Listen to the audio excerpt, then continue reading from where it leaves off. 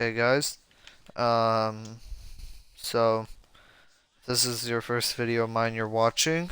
I used to make scripted videos, but I've switched over to making tutorials on to help people on kind of like SMPs with PvP, kit PvPs, like kind of PvP in general, but also I'm helping with base building, trapping, and some other stuff.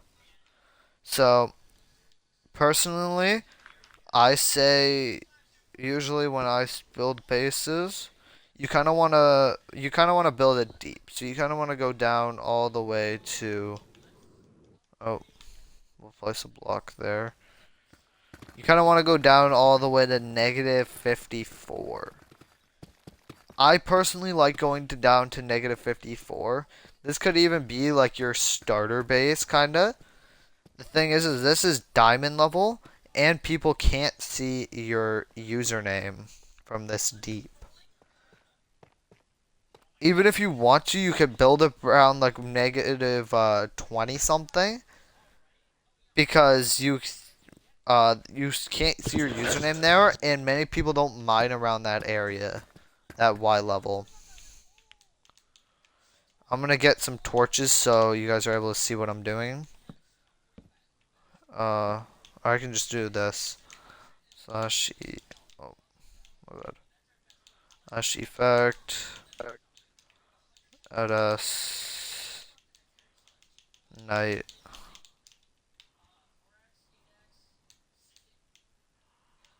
underscore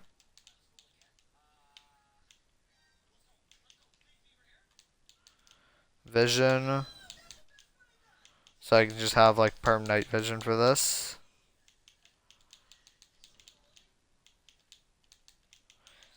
I should have thought of this beforehand. It's fine though. Okay, so now I should be able to see perfectly fine. Um, break the torches so they don't get in the way. I prefer to make my bases 3 blocks tall. And obviously, if you want to get villagers down, the best ways to do it are either pushing them down a hole on a boat, like a 4x4 hole, or you could use like a kind of like a minecart staircase system that also works, or you could use bubble columns. Early game, the boat, like sending them down a boat, well, like, well, they're just in a boat, but down like a 2x2 hole works the best. But late game, it's honestly so much easier to just put them in minecarts and send them down. So first thing I'm going to show is kind of how to set up a villager trading hall. So I'm going to get myself this. I got my bed. So you're going to build it 3 blocks out. You're going to place down the thing that you want the profession of your villager to be, and then you're going to have your villager kind of in there. And then they'll take your profession that you want them to have. And then if you want them to, obviously, if you want to change their thing, like a librarian per se, you're trying to get mending, just break and replace the lectern because you have a bed down, and that allows you to change their profession. So you want to kind of space them out 1 block at a time, place the bed, because you can't get villagers on there, and then you can kind of just place the thing that you want their profession to be. So this obviously gives you a weaponsmith. So you get weapons, and then you can kind of just keep going on, like etc. Kind of simple enough.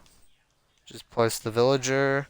Obviously, you are going to be not have spawn eggs on an SMP, so the best way to transport them in would be to get some rails, which are really cheap, and a minecart, and you can kind of just minecart on the rails, push the villager in, push them against the block. Then you can kind of just push the minecart in like this. Break your rails. Break the minecart. Place the bed. Oh, he's gonna suffocate. Great. Um,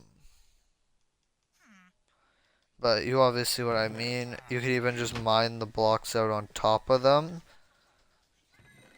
because their area isn't always here. These baby villagers, you can kind of just place the bed there. Oh my god, it's still suffocating. And kind of be like that. You can honestly even do this. If you make your base enough blocks tall, you can kind of build your base like this. And you kind of put the profession table there. And then kind of put the villager like that. And you have this. So you kind of want to have... So me putting this guy on like the wrong wall. I prefer like that you would... Like I would say you kind of put your... villagers like this. I would also recommend kind of putting a chest in between, and you can kind of put items that you trade with.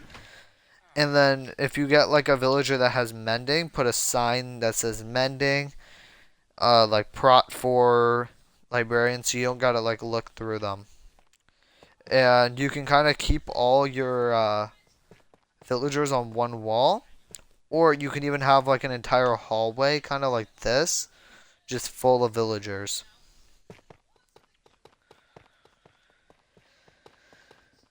And after you're done like putting all the villagers like in their things, obviously you gotta set up your furnaces, crafting tables, and stuff like that. So you can kind of place your furnaces on the wall like this. Place your crafting table. You can kind of place your anvil. Another like to set up an enchantment table, I'll show you like the best way to do it. Like the way that takes up the least amount of space. So you kind of put the E table right about here. Not there. Here. And you kind of put 1, 2, 1, 2, 1, 2, 1, 2, 3.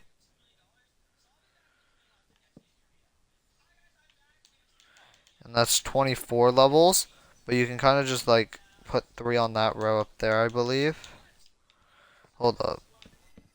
I'm trying to figure this out.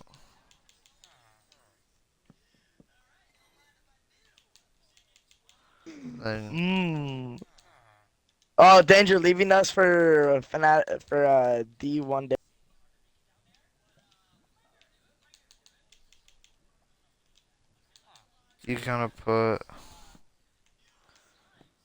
you kind of put the anvils. You kind of put, wait, hold up. This should be good without that one. Oh, no. So you can kind of put this like this. Put the anvil you have there. Or put your anvil here. And then kind of put your grindstone here to kind of organize your E table.